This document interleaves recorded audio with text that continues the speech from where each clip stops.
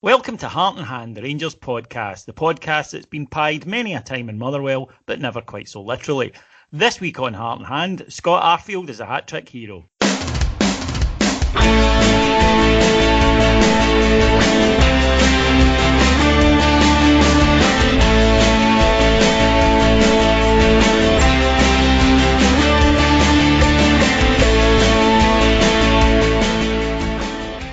So welcome to Heart and Hand, the Rangers podcast. My name's David Edgar. I'm your host as always, and I'm joined this week by the doyen of Heart and Hand podders. Yes, it's none other than Mr. Cameron James Bell. How are you, my friend? I'm super, David. How are you? I am all the better for Rangers getting a win, and it's amazing how much that improves your mood of a Sunday. I could sit down last night, watch Line of Duty in peace. Everything was all good. Can't really talk about it on here in case people haven't seen it yet. You know, spoilers and all that. So probably should. There are people just jumping for their devices as we speak right now, Cammy, going, no. So we won't give anything away. And in fact, you shouldn't be watching BBC programmes, but okay, we'll skip by that quite quickly as well. I don't see why not. I pay for it. My problem isn't that I pay for isn't that I watch BBC programmes. It's that I can't watch enough of them because of their refusal to do their job properly. True, but basically you are... Do you remember we used to do years and years ago, we used to do like the Bullet for the IRA segment on the podcast? Basically, you are funding Michael Stewart's villa in the south of France. That's what you're doing, David. And as long as you can live with yourself doing that, then that's perfectly acceptable. From the money that they pay at BBC Shortbread, mate, I don't think he could have a villa in Pennycook in all fairness. So he can't pay enough to have his eyelashes trimmed anyway. You really hate his eyelashes, don't you? They're disgusting, David. I don't understand. It's like when you see someone who, and look, if they've got a bogey hanging or something, say, look, mate, do you want to maybe blow your nose, or do you want to get rid of that, or whatever? Or if they've got one really long hair that just kind of sticks out or whatever. No one in the BBC makeup team or, you know, even anyone close to him has actually told him about those fucking disgusting eyelashes. He needs to get them dealt with. His two eyes look like Venus flytraps. I hate them. I hate him. I hate you for funding his eyelashes, which is what you're doing. And you don't fund it, that's what you're saying? BBC Snooper Van listeners, Cameron James Bell lives in Bathgate.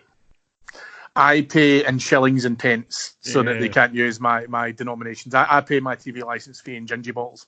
Yeah, well, we're law-abiding Protestants, Cameron. Of course we're going to pay our licence. Of course, my friend, of course. Might grumble about doing it, but we'll do it. But we set off to the cultural behemoth that is Motherwell yesterday. Is it just me or is it always overcast in Motherwell any time we play? They're going back to the 80s.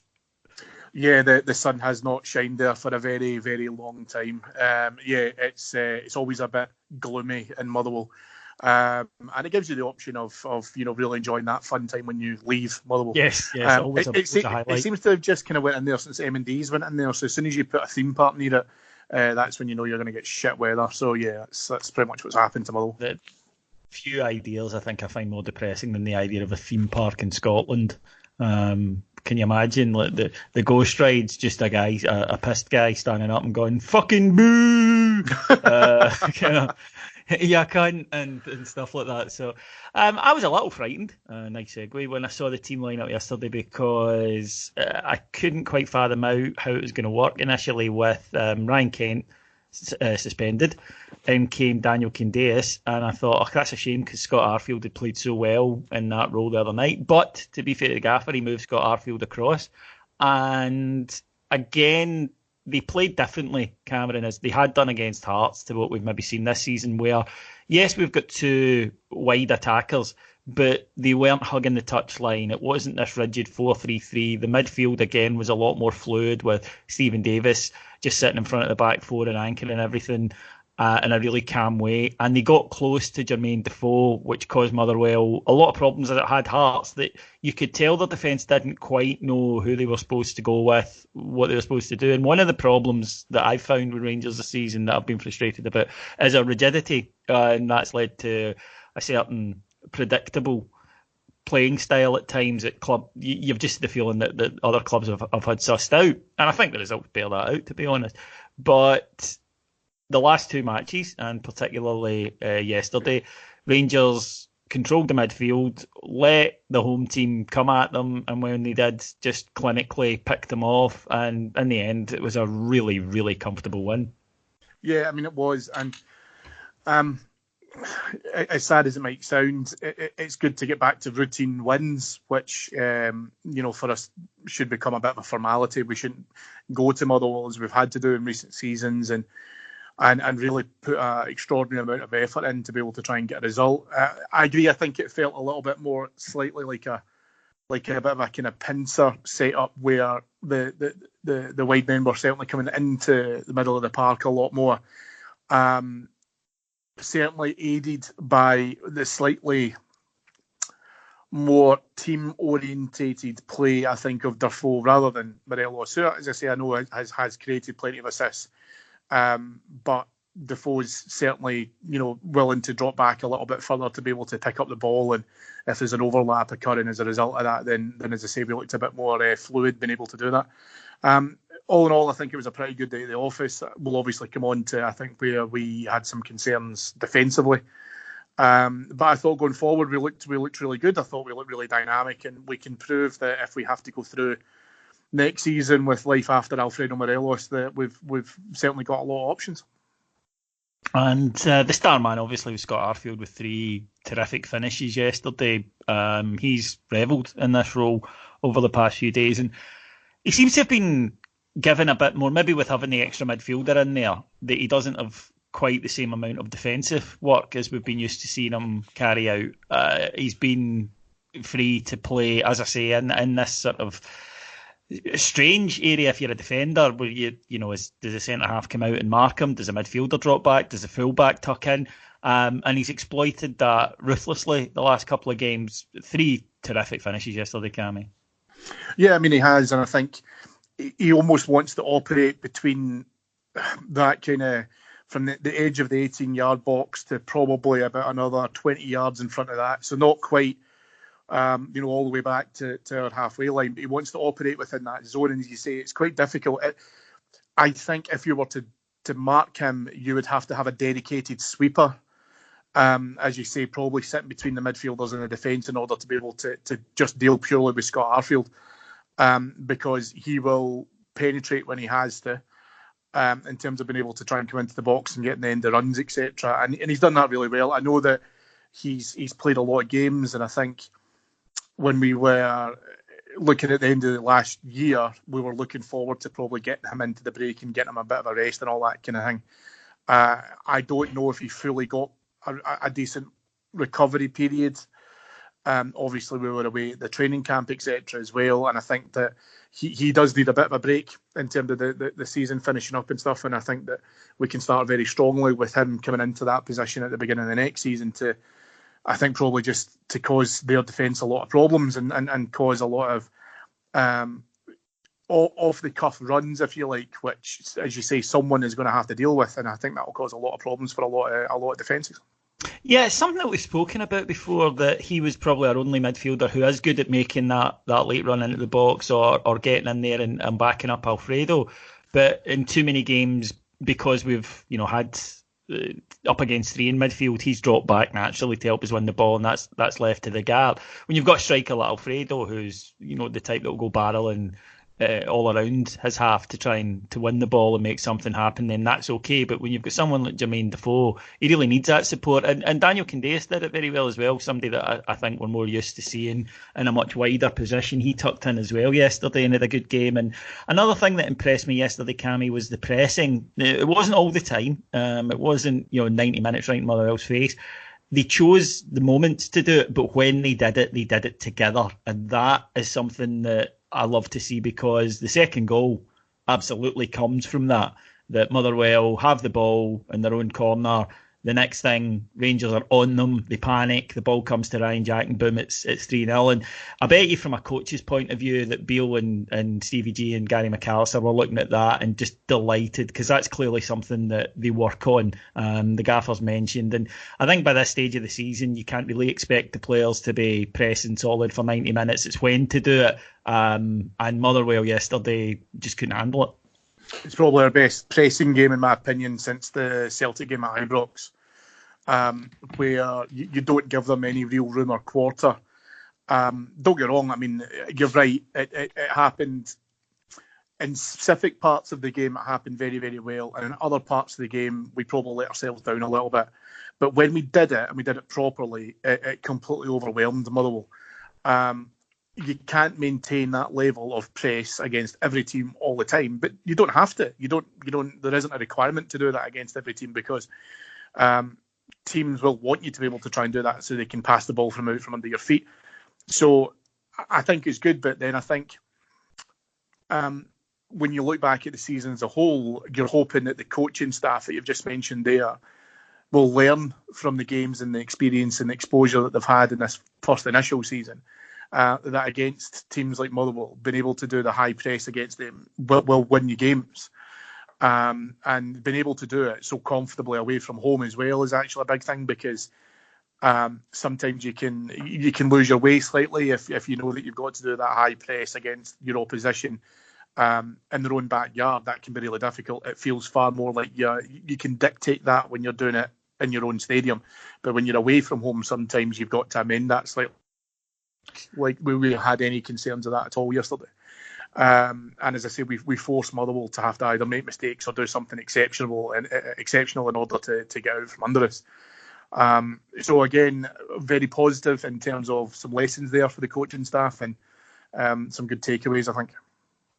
A guy who has been on the end of some criticism and on here too, so we love the opportunity, in fact, to give praise when there's somebody like that, and that's John Flanagan, who, after I thought a reasonable start, fell away really badly, really quickly, and in fact has found himself completely out of the first team picture, with obviously Borna Barisic and even Andy Halliday, who's not a fullback, ahead of him for that position. But he had to come in on Wednesday, did well, kept his place yesterday, and up against a tricky opponent in Kieran Hastie, I thought acquitted himself really well. He looks fitter to me, Cammy. He does, but then I thought a couple of times he was culpable of showing Hastie inside, which is you can't do when you're playing as a fullback. It was a tough game for him to be able to come back in for it. I think that's where, obviously, personally speaking, I think we would have played Halliday, but it was good for Flanagan to get some of that experience. I'm not sold on him. You're right, you can play well, but for me, left back feels a lot like probably one position in the team where it is very much up for grabs, if that makes sense. I think it's attainable if you can play there, that you could make quite a strong case that you could, because you've got other positions in the park. Right back's a great example. Goalkeeping, for example, where you're just not going to shift these guys who are there. It's just not going to happen. But I think left back is probably one of the areas where we can really get that. So Flanagan, I'm not sold on him. I don't know if, I mean, don't get me wrong, he did play in space well on Sunday against Motherwell, and I think there was other times as well where he made some pretty basic errors, which, and it sounds harsh on him, but I would expect players who have been out of the squad for quite a wee while, out of the team for quite a while, just to come back in and make naturally just what happens. It's why players always talk about game time versus training time versus recovery time, etc. Playing in the 90 minutes is totally different. Sharpness as opposed to just... Absolutely. Yeah, absolutely. That's absolutely right. And I think that that's probably where he struggled slightly. And as you say, he did have his hands full.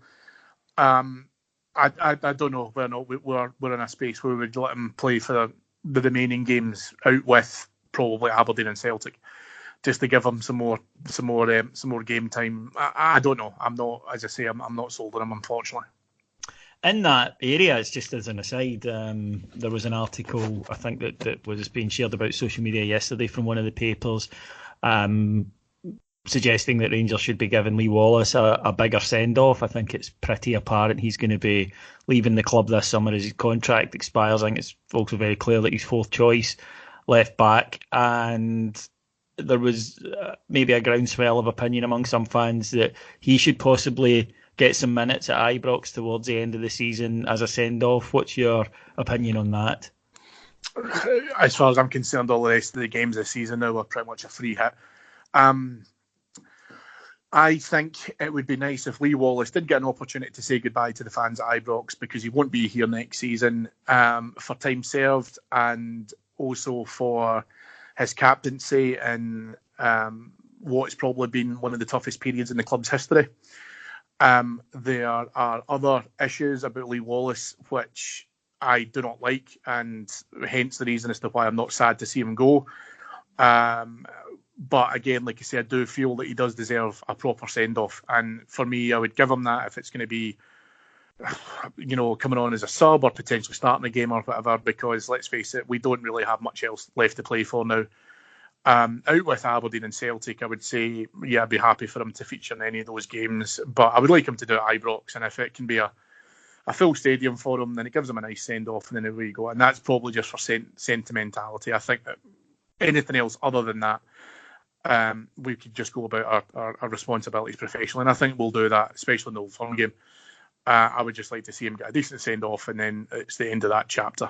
I should point out that it's Jake Hasty, not Kieran Hasty. He's one I of was going to come back to that, but we've we kind of moved on since then. Yeah, but Kieran Hasty's a great player, Hoggy. You're absolutely right. Yes, thank you. Ross Jack and Kieran Hasty were the star men yesterday. But I mean, as Cammy says, it's a pretty solid routine 3-0 victory, something we haven't had enough of this season. If we'd been able to turn what 4 matches that really should have been like this, then we'd be in a title race at the moment. But alas, we are where we are, and it's about finishing this season strongly and moving into next season with a bit of momentum. Now, speaking of momentum, there was plenty behind the things that were hurled at James Tavernier in the usual corner where Motherwell have their kind of sort of like a kindergarten ultra section where there's all these wee boys in black jackets with their scarves on their faces. But off the top of my head, Cammy, that corner in recent years has seen Sasa Papach in the end of some really, really sickening abuse. It's seen James Tavernier struck repeatedly with coins. It saw Lee McCulloch poked in the eye with a flag. This is not new. And yet yesterday, nothing was done about it. After he's been hit with a lighter, there were other things continuing. While the referee's holding the lighter, there are other things still being thrown at him. There's a picture that James Tavernier shared on his social media which shows him gesturing to the referee that things are still coming, and behind him there's a big bank of stewards just standing watching. We're hearing a lot of stuff in Scottish football about strict liability and about, we need to do this and we need to do that. Here's an idea. How about the people who are already in the game and who are paid to do something about it do their fucking jobs? Yep, absolutely. It bewilders me. It absolutely bewilders me. I don't know, David, if you've ever done this thing where it kind of came up a few years ago where, like, if you've been at a semi-final or a cup final or whatever, it's like a promo thing that you can do on, like, social media where if you put in, like, your seat number, it will immediately come up with a photograph of you during the game. I don't know if you've ever seen that or not, but it's kind of like, you can do it. But yet, bizarrely, we can provide technology like that for PR marketing purposes. But for player safety, we draw an absolute grey area, as it turns out. We're not hypocrites in heart and hand. So let's not say that we're standing in a soapbox here and saying that we've not been guilty of things like this beforehand. We know that. But as far as I'm concerned, anyone who takes coins, lighters, pies, coconuts, half-litre bottles of Buckfast and decides to throw it at a player are not football fans. You're not a Rangers fan, you're not a Motherwell fan, you're not a Celtic fan. You're basically just not able to control your own faculties. And that's not acceptable in a footballing environment. It's not acceptable in any stadium at all. And your problem with this is that you're right, you've got stewards who are standing there. Now, I know I'm not fighting the good fight for stewards. I know that there's a limitation as to regards what stewards can do, which is why typically if you've ever been close to any action like this, what happens is the stewards will go in initially, and then after that they're usually joined by coppers. If you're going to have dedicated sections like the Motherwell section, for example, then that has to be more regularly policed. If you're a club that has to pay more to bring more police into the stadium in order for that to happen, then whether you choose to pass it on to the fans or that group or however you choose to do it makes no difference. But something has to be done as a result of this, because what I'm seeing now, and I would always have taken this approach, if I'm being perfectly honest, where typically, and you and I are huge fans of satire, David, right? So you can have a hugely, hugely horrible subject, and typically you've seen it disarmed and hopefully evaporate by comedy, by people taking the piss out of it, until it becomes such an irrelevance that actually it just never ever appears on the radar again. That's not going to happen here, and we can't have this as Chris Boyd saying on social media, yeah, but hit with a coin, therefore I've got my arm strapped up and it's a joke, versus Neil Lennon getting hit with a coin and collapsing to the ground. You can't turn around and say that a lighter doesn't weigh as much as a coconut, therefore a coconut is more serious than a lighter, because let's face it, this isn't fucking Monty Python and the Holy Grail here, do you know what I mean? And we're not talking about weight ratios, etc. The difference with this is you can't throw things, doesn't matter what it is. And if they need to step in now and say, if you're found to be throwing things, it's a stand closure, it's behind closed doors, something has to happen. This idea of this lack of culpability and then this lack of punishment happens. And I am never one, I hate this idea of fans grassing in each other. I'm never suggesting that fans should do that. I'm not going to a game to watch other people's behaviour. That's not why I'm paying 30 quid a ticket. What I want to do is I want to go along there and enjoy myself. And if you're going to tell me that fans are going to be doing this kind of thing without repercussion, it will not get better. So someone has to step in and someone has to do something about it. Whether it's the clubs themselves and they then enforce their own fans through a punishment, but how will you possibly get 12 SPL clubs to be able to deal, to come to some sort of unified agreement as to what that punishment should be? It won't happen. So the SFA, someone has to step in to be able to deal with this. Well, there was a positive sign in that direction, I suppose, with the pitch invader who confronted James Tavernier at the Hibs match, jailed for 100 days and banned from football stadiums for 10 years. And to be honest, that's going to be more of a deterrent, I would have thought, than, we might take some points off your club or whatever, because that while that's bad, and I'm sure the rest of the support will be unhappy with the individual, I mean, if you know that you go onto the pitch, there was a chap, one of our subscribers had said to me that they had a spate of this in Australia a few years ago with pitch invaders and people approaching the players, and what they did to get rid of it in that draconian Aussie style is they brought in fines of 10 grand. And he said it soon stopped when people knew that was the cost of doing it. So I'd prefer. Was that to the individual or was that to the club? To the individual. Right. Okay. Sorry. Right. It cost you if you did it. Then you got the fine automatic. If you were on a football pitch, or rather an Aussie rules pitch, so it might be something to look at with regards there. But it just puzzles me because who's kind of getting ready to go to the game and he's like, right, wallet, keys, ticket, phone. Oh, nearly forgot my phone. Coconut, right, I'm ready. It's just a bizarre list to have going into the ground. I do wonder how he got a coconut into a ground, especially in a derby, because we all know if you've been to any derby match that security is generally a bit tighter. And anybody who's had the audacity to try and get a bottle of Coke into Ibrox will know that it's so how he got a coconut in there, I have no idea. It's impressive. I really hope that whoever it was comes forward and explains how he did it, because I'm sure there won't be any repercussions as a result of it.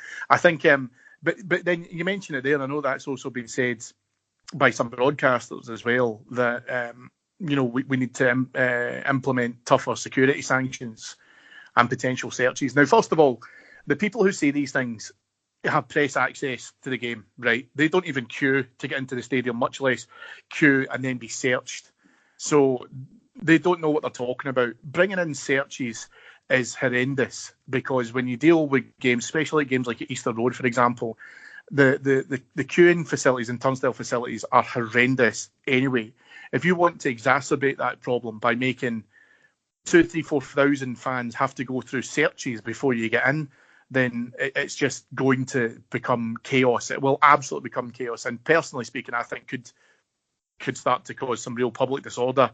If you know that you've travelled 60 or 70 miles to get to a game and that you've got to be there by 2 o'clock in order to be able to get in for a 3 o'clock kickoff, and then if that is not going to happen because, let's say, there's not enough safety staff at the ground to be able to conduct those searches, you're going to miss that kickoff. I'm telling you for a fact, things will happen. So that's not an answer either.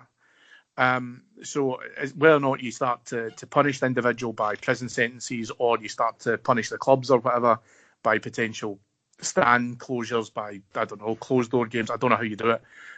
But you can't take this as a joke any longer. I'm sorry. At the end of the day, I can have a laugh and a joke with everyone else as well, but this is getting too frequent and becoming too widespread that we can't just contain it to a single club any longer, or a single set of supporters. Something needs to be done by it, because it's making a mockery of a game which frankly needs a PR boost, not this shite carrying on. Mm-hmm. Incidentally, just as a wee aside, that's why no matter what measure is taken in America, walls or whatever, that you'll never stop the flow of drugs into America from Mexico, because 80% of them are brought through in cars and trucks that go through the official checkpoints. But there's a truck goes through every 3 seconds. So if they did stop and search every single truck, they would just kill their economy, because business would grind to a halt. So it's kind of half and half, you know. It's you stop some of the elite by a tiny percentage. So it's a kind of catch-22. That's why I kind of often feel a bit sorry for these drug enforcement guys, because what are they meant to do, you know?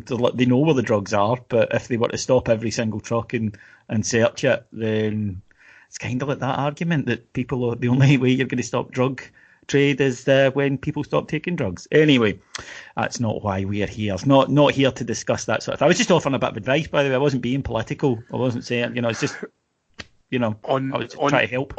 No, but I know, and I get that. But on that note, when we're finished with this, can you send me the cash, Jimmy, for that 2 gram of coconut that I sent you? Yes, exactly. Coconut and co-winning would be treated, I think, with the reverence of wow, what's that? It's white stuff. It's apparently magic. You take it and it makes you feel great. No, I don't think we've seen many of that sort of thing down here. Okay, moving on then. Rangers had the Player of the Year awards last year, and it was a good night for Alfredo Morelos, who won the Sam English Trophy for top scorer. Also won the Players' Player of the Year and the Fans' Player of the Year. Cameron, was he your choice? And if not, who would have been? It's tough for me not to say a certain player from the Black Skull, but yeah, listen, of course he was. Of course he was. It's why we love him and hate him and kind of not to a disparate measure because of but we don't hate him. It's the wrong choice award. We love him, and occasionally we get frustrated. Yeah, I don't hate him. I'm just disappointed. That's just before that's just before the Twitter storm of Cammy said he hated the Rangers. But I'm just trying to save you. Thank you, and I appreciate that. But I'm being very helpful today. Donald Trump, give me a phone, I'll help you. Cammy, give me a phone. You're certainly putting yourself out there more than usual. I actually like the Trumpian idea of a wall, not so much there because, as I say, it won't work. But I'd like one if he wants to build a wall round my house. That would be great. Yeah, but you'd have to let certain access in, like dog walkers and fast food delivery. If I can control access, that's great. Some sort of drawbridge would be in order. Yeah. Eventually, David, the podcast will take off so much you can just buy your own castle and do away with having to have contact with the outside world unless it's in your terms. Yeah, that's a good point. Yeah. I'm just not as comfortable in a social setting as most people, and by social setting I mean life. So that's probably works it for the better. But yeah, I think Alfie's had by far the best individual season of a player, and I thought it was interesting that he won the Players' Player of the Award, because we've had a few troublemaking articles this week telling us about how the rest of the squad will be so pissed off at him. And look, in an individual match, I'm sure they were, and the manager spoke about it last week, that the players and he apologised to the players, but I think they're aware of what he's done for them in times when there's been times when he's the only one that looked as though he'd played football before, and I think that the rest of the squad recognised that. Yeah, and I think, but that's part of the conundrum, because, and it's why you get that frustration with him at times, because if he's sitting in the stand or, he picks up bookings and red cards for daft reasons, right? Let's be honest. You can understand as to why the players get needless reasons. No one would have any kind of form issue if it was a case that he was missing games through injury or whatever, but because of the daft reasons as to why he's missed games because of suspensions, etc. What we need to be able to get better at is ensuring that if he's here next season, that we absolutely farm that out of his game. But he totally deserves it. Of course, he totally deserves it. He's had a brilliant season, and again, as I say, I think that worst case scenario, if he does leave us, then I think he leaves with everybody's best wishes. Oh, absolutely, absolutely.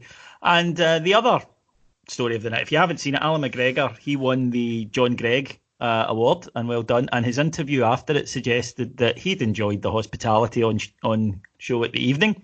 And another interesting thing, our correspondent at the event was Stuart McCall, and Stuart told me that the gaffer's signed training top went for 10 grand and was bought by none other than Connor Goldson, who, according to eyewitness reports, was said to be drunk and maybe waking up this morning and went, I could just have gone up and got him to sign one.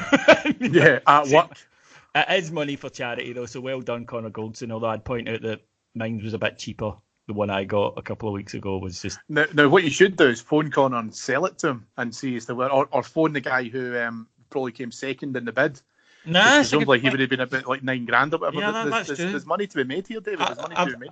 I've got one that I didn't know it was going to be worth that much. Actually, in terms of old tops, as people might know, I don't know if I've mentioned this before, but I collect old Rangers tops, and there are certain ones that are very rare to get your hands on.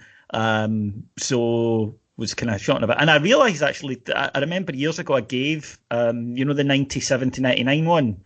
The one 10 in a row, but more famous for Advocates first year. I'd given mine away to someone and never replaced it. So online, found the one in good nick, bought it on eBay. And then there was a match-worn Admiral top, long-sleeve match-worn Admiral top from 1990. And these are like rocking horse shit, as you can imagine. Guess how much it went for? Oh, God, something like 200 odd quid or something, I would imagine. 540. Jesus. Yes, and I might well be rolling in blue pounds, but I didn't have that. But, I mean, if you've got an Admiral top from back then, I've got the away one, it's the home one I need, but if you've got the away one from back then, hit me up. I've got a few bob, david@heartandhand.co.uk, but not £500. But then that was match worn by a player. So, if it doesn't count if it was match worn by you at school. And the interesting thing was when you bought that Stevie G training top as well, it wasn't match worn, but it was by the time that you had got hold of him and rubbed it all over him. Oh, yeah. I mean, it's now match stained, but that's a completely different thing entirely. Actually, I did come on and put it on and just be like, this must be how a cross-dresser feels, but in a slightly different fashion. So, no, it's all good. It's all good. My wife was very understanding once she heard... The unofficial price I'd paid for it. There's the two prices. There's the price I paid for it and the price that Sally thinks I paid for it. Yeah, of course. You've got to be realistic. You've got to be realistic. One other thing that came out of the event was Joe Worrell, who, let's call a spade a spade, was half cut in a taxi with a good-looking lady and proceeded to shout "fuck Celtic," which has apparently annoyed members of that organisation's following. This is the club that spent us all week defending Scott Brown and saying it's just banter, but apparently Joe Worrell's a horrible, nasty bigot. They always do that, don't they? They conflate disliking Celtic with bigotry. It's not, it's just good sense. People are allowed not to like your football club. It is, and I'll be honest with you, it's not the first time that Joe Worrell has disgraced himself in social media. So I'm ashamed. I'm actually genuinely ashamed, because I think if you're going to call Celtic names, just calling them Celtic's probably one of the worst ones that you can call them. There's far, far better names that you can call them. So if Joe wants to get in touch, I'll teach him a few phrases and labels that he can throw at them, which, believe me, are far more offensive than just calling out the name of the club. So Joe, please get in touch, and we can get you keyed up in some of that. And I don't understand why I've got to do it when you've got Alan McGregor and Andy Halliday within, touching distance of being able to educate you in such a way, and Jimmy Bell for that matter. He was half cut, to be fair, so maybe, he had a lot of good insults earlier in the night, but, David, if I was half cut and insulting that football club and all I said was Celtic, then believe me, I think my wife would probably wonder if my brain had been replaced by aliens or something, because the terminology I use is far, far worse. I do not condone it, and I do not advocate it, but let's face it, we've all done it. One of my favourite drunken swearies came when I saw a young chap being refused entry to the Garage nightclub in Glasgow around about 2002, and he had there was the bout of pleading with the bouncers, but you know yourself, Cammy, once a bouncer's made his mind up, forget it. So it went on for a bit, and then the wee guy turned around and went, "Well, fuck you, ya fucking fuck." Maybe kind of illustrating the bouncer's point of it being too drunk that he couldn't think of a second swear word to stick into his sentence. But no, you're going to get that. Now, before we go this week, Cameron, normally at this point we do the Heartson of the Week award when someone has done something so mind-alteringly stupid that it could actually have came from the mouth or body of one John Hartson. But today there's only one winner, and that is a fellow by the name of Eric Choupo-Moting, who you may remember played for Stoke City and somehow bizarrely was signed in the summer by PSG. And he hasn't really done that well against for PSG, but he contrived the greatest miss anyone has ever seen. It's all over social media. People just put it in Eric Choupo-Moting, and you'll see this. Christopher Nkunu, the PSG winger, wonderful piece of skill, and he chipped the Strasbourg keeper, and the shot was rolling harmlessly over the line. But then, for some reason, Choupo-Moting runs in and tries to steal the goal. You know, and I'm not kidding, from maybe less than a foot. Genuinely, I'd say. He does that thing where ball's going in, but you run in and get the touch anyway and run away celebrating, trying not to look the guy whose goal you've stolen in the eye. Unfortunately, from less than a foot out, the touch he gets on it, I don't know what he was even trying, but he actually prods it back the way and it rolls onto the post and a defender comes in and clears it. So not only did he deny his teammate a goal, which is a bit of a see you next Tuesday trick anyway, but he actually stopped it being a goal, and that stopped PSG wrapping up the title last night.